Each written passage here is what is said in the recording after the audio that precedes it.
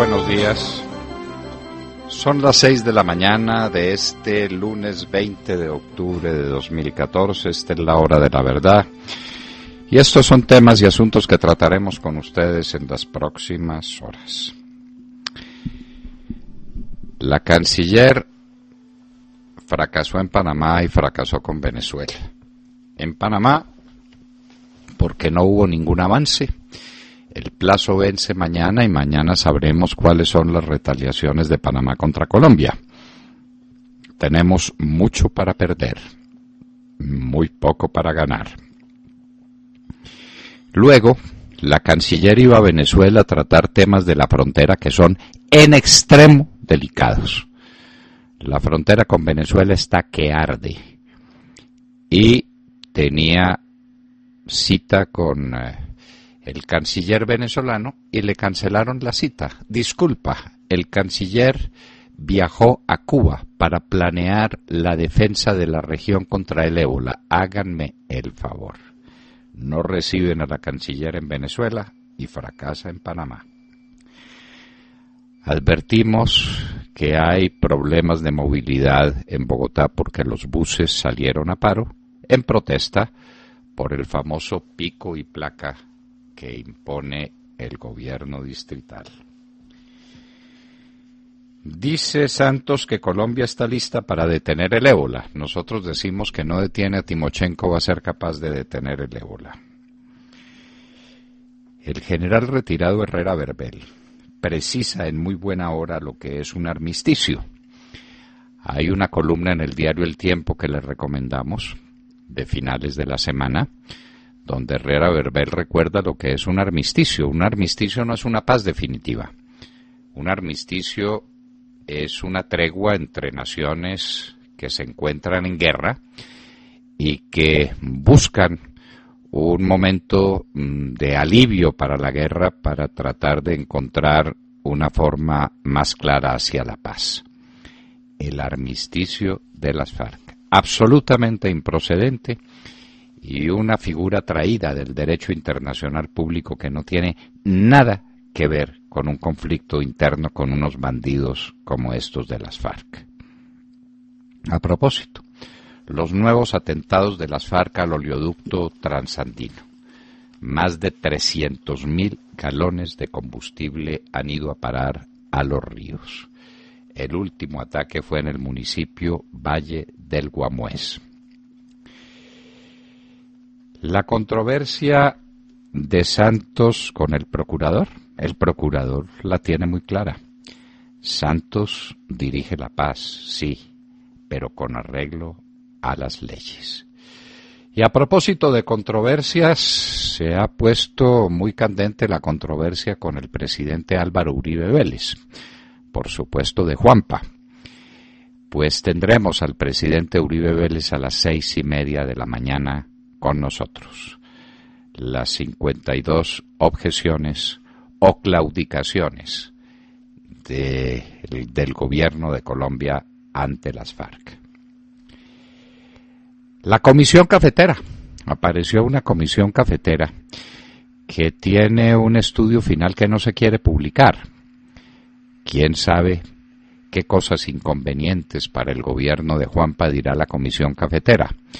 Lo cierto es que, por lo visto, hay un tema que la Comisión Cafetera no trata en absoluto, que es el tema central del problema cafetero hoy, el problema de la comercialización.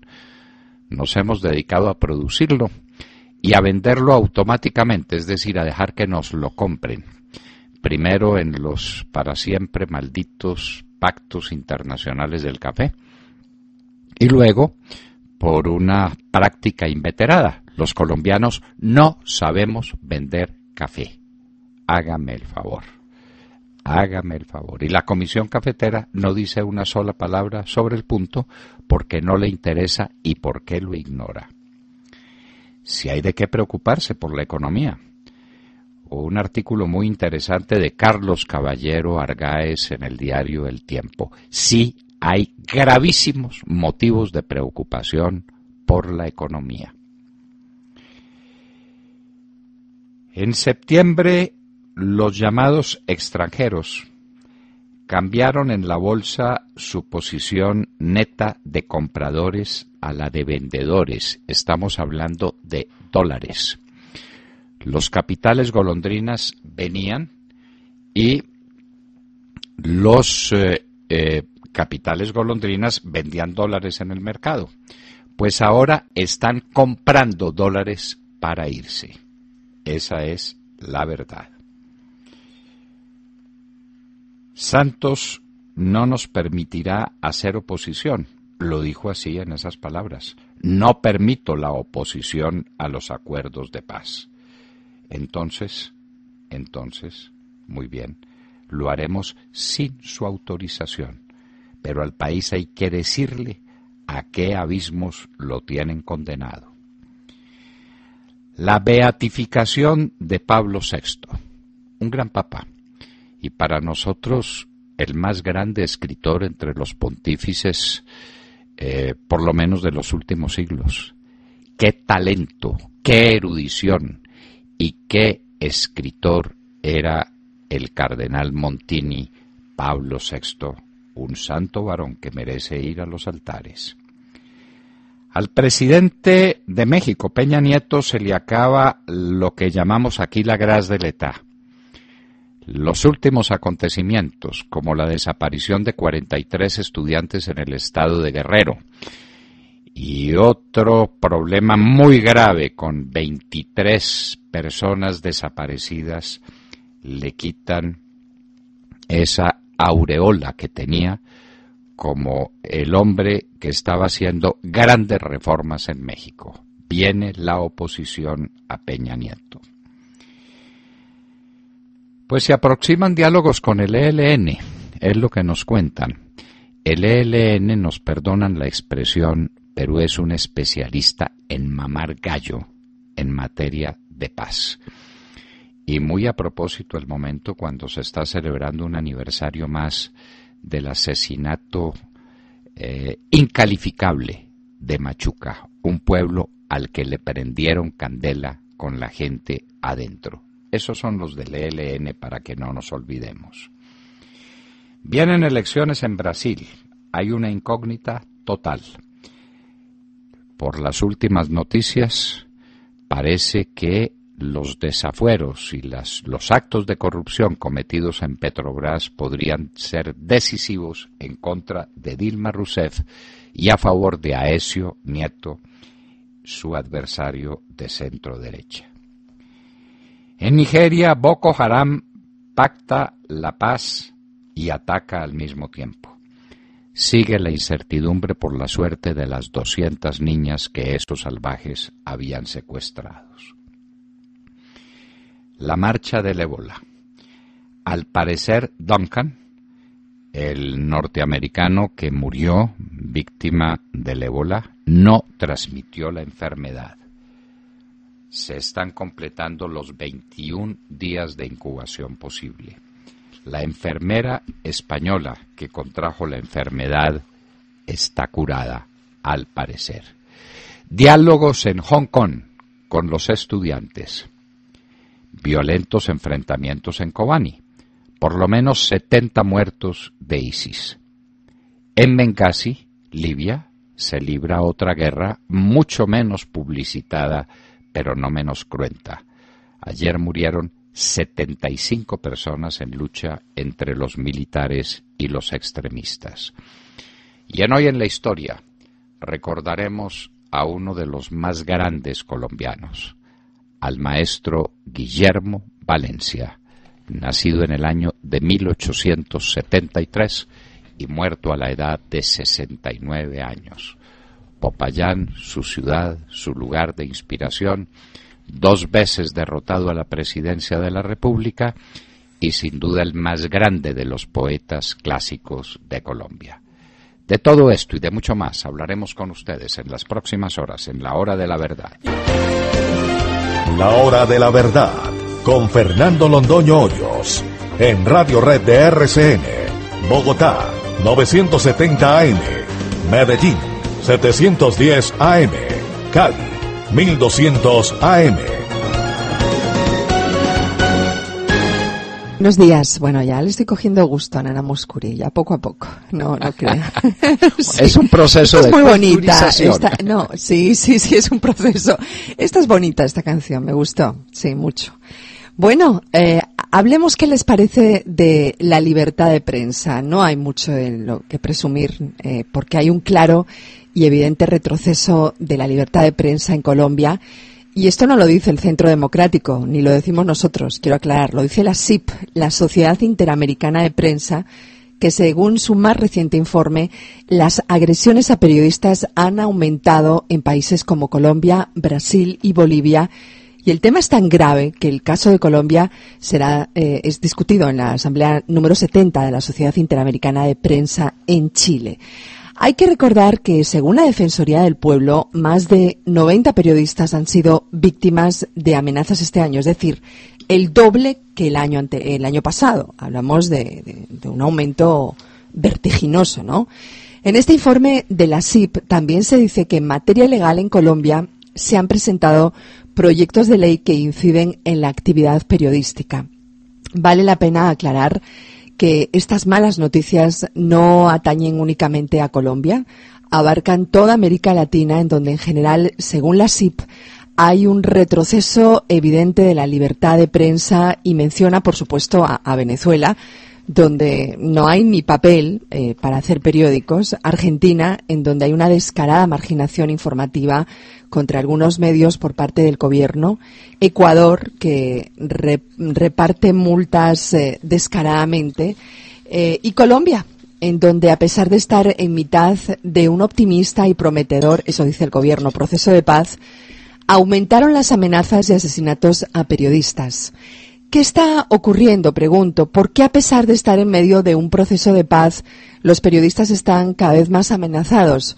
¿Qué quiere decir la Sociedad Interamericana de Prensa cuando acusa a los gobiernos de la región de acaparar medios de comunicación privados utilizando la publicidad oficial como mecanismo de premio y castigo? ¿Y por qué en el largo y vergonzoso listado de atentados a periodistas no aparece el atentado en su contra, doctor Londoño? ¿O es que para la SIP también hay una tendenciosa selección? Claro que la hay. Y no se le olvide que era director de la SIP en el momento de mi atentado, Enrique Santos Calderón. Sí, qué casualidad. Sí, el atentado en mi contra no existió. Veía en estos días algo que no había querido ver en 2 años y medio, que fueron las imágenes del atentado que le costó la vida a mis inolvidables amigos Ricardo Rodríguez y Rosenberg Burbano, personas que siempre llevaré adheridas en el corazón.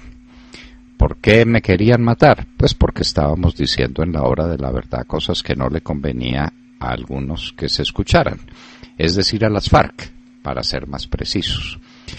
Bueno, el tema, Montserrat, de la publicidad oficial, cuando tiene los niveles gigantescos que tiene, es un tema que hay que mirar con mucho cuidado.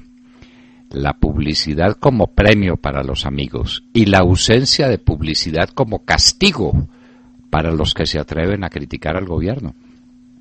Eso plantea unos desequilibrios informativos colosales. ¿Por qué habla bien la prensa del gobierno? ¿Porque está convencida de que debe hablar bien del gobierno o porque el cliente siempre tiene la razón? Como se dice en términos de mercadotecnia. Ahí hay un problema moral, un problema ético de dimensiones colosales y un problema práctico. Cuando el gobierno gasta las millonadas que gasta en publicidad, eso se convierte en un instrumento feroz que atenta contra la libertad de prensa. La SIP está en el camino. Ojalá no se quede en el camino y llegue a la meta. Lo que pasa en Venezuela, lo que pasa en el Ecuador es terrible. Y recordemos que, por supuesto, en Cuba no hay y no ha habido en los 50 años del régimen de Castro prensa libre en absoluto, para que lo tengamos presente. William Calderón. Doctor Londoño, buenos días Colombia, gracias por invitarnos a sus hogares y a sus vehículos. Hoy es lunes 20 de octubre del año 14, son las 6:18. como lo recuerda hoy en su columna para los medios de provincia, nuestro director de la Hora de la Verdad, Fernando Londoño Hoyos, nos refresca la memoria con el regreso al pasado, dando cuenta de las interminables conversaciones con el grupo narcoterrorista ELN. Ayer, como conmemorando el incendio de Machuca, un pueblo a quien cogieron dormido y lo incendiaron, el jefe de esa organización criminal, Nicolás Rodríguez Bautista, insistió en la necesidad de un cese bilateral al fuego y reiterar por enésima vez su disposición al diálogo para la construcción de una agenda de negociaciones en un eventual proceso de paz, con 2 puntos sobre la mesa: la urgencia de un cese bilateral entre el gobierno y la guerrilla, y como para dejar de asesinar policías, como lo que pasó en Córdoba, al por mayor y al de tal, y evitar terminar de destruir lo poco que queda de nuestra infraestructura petrolera, envenenando los ríos y dejando pueblos sin agua. Gavino cínicamente descalificó a quienes además de hacer oposición, están usando mecanismos para obstaculizar las negociaciones, calificándolos como enemigos de la paz, que directamente no solo expresan sus desacuerdos, sino que realizan acciones de tipo ilegal y clandestino para torpedear la paz. El narcoterrorista las declaraciones del narcoterrorista fueron bien recibidas por su eterno interlocutor, Jaime Bernal Cuéllar, el dueño de la sociedad civil, quien regresa a la burocracia de la paz electoral. Doctor Londoño, lo mismo que antes. Lo mismo, pero tal vez peor, ¿no? Y siempre con la misma enseña. Cese bilateral al fuego. Eso significa nosotros hacemos lo que nos da la gana y nos meten el ejército en los cuarteles. Porque obviamente al ejército es muy fácil verificarlo y comprobar dónde está. Eso es muy fácil. Ah, pues claro, porque no andan en la sombra, están ahí, en los cuarteles. En cambio, los bandidos quedan libres de hacer lo que les da la gana. Ese es el famoso cese bilateral al fuego. Y obviamente los enemigos de la paz, hoy sale el senador Cepeda, el inefable senador Cepeda, diciendo que hay que prohibir los saboteos a la paz. Sabotear la paz es hacer un análisis de las barbaridades que están escribiendo, de las entregas y claudicaciones del poder civil ante el poder de estos guerrilleros. Al país hay que ponerlo en guardia frente a estos atropellos a la razón y estas amenazas contra la soberanía nacional. Pero ahí estamos, entre Gavino y el senador Cepeda nos quieren amordazar, y desde luego Juanpa, ¿no? Obvio. Juanpa, y hay debate en el Congreso, hay debate. Claro, Juanpa, claro, sobre el tema, sobre el saboteo a la paz. ¿Cómo le parece? El saboteo a la paz es opinar de manera distinta a como opinan Cepeda y Juanpa. Eso ya se convierte en un delito de opinión. Vaya, vaya, vaya. Jessica López. Hola, muy buenos días, un feliz y cordial saludo para todos ustedes. Iniciamos esta semana laboral centrándolos en Kobani, la ciudad ubicada al norte de Siria, donde la situación, según la describen las propias autoridades de los Estados Unidos, sigue siendo frágil desde hace más de un mes por cuenta de la intensa ofensiva que emprendieron los yihadistas que hacen parte del Estado Islámico en esa región del mundo. Anoche, les cuento, el Mando Central de los Estados Unidos informó que aviones estadounidenses lanzaron por primera vez munición y ayuda médica para el abastecimiento de las fuerzas kurdas que luchan contra los terroristas del ISIS en esa ciudad. El hecho se da mientras el gobierno de Turquía insiste en no intervenir. Se sigue negando a que sus hombres entren a la batalla y más aún en una incursión terrestre tal y como lo piden los aliados de la coalición liderada por los Estados Unidos. En este punto de la noticia es importante tener presente que Recep Tayyip Erdogan, el mandatario turco, ha dicho que en esta inclemente guerra contra el ISIS no solo Turquía sino todos los países que hacen parte de la comunidad internacional deben actuar y así evadir responsabilidades. Dice y sigue reiterando el señor Erdogan que el terror no parará hasta que todos cooperen para una operación terrestre. Los meses pasan y no se ha logrado ningún resultado efectivo con los ataques aéreos contra ISIS. Eso es lo que dice a esta hora un comunicado del gobierno de Turquía. Por otra parte, es importante señalar que la administración de Barack Obama informó anoche también que en su ofensiva contra el Estado Islámico, Estados Unidos ha realizado ya más de 135 bombardeos sobre las posiciones yihadistas en Kobani y los ataques han matado a cientos de terroristas y han logrado frenar su avance.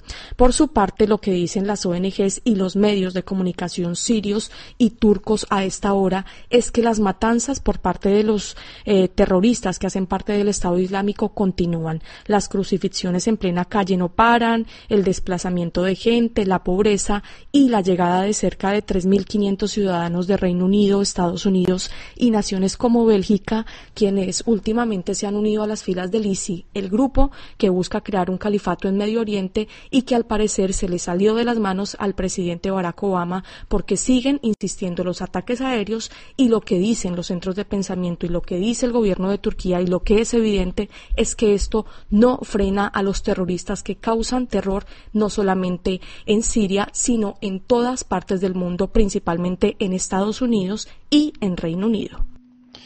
Tampoco hay que olvidar, Jessica, que esta guerra de ISIS se inicia por el abandono de Irak de las tropas norteamericanas.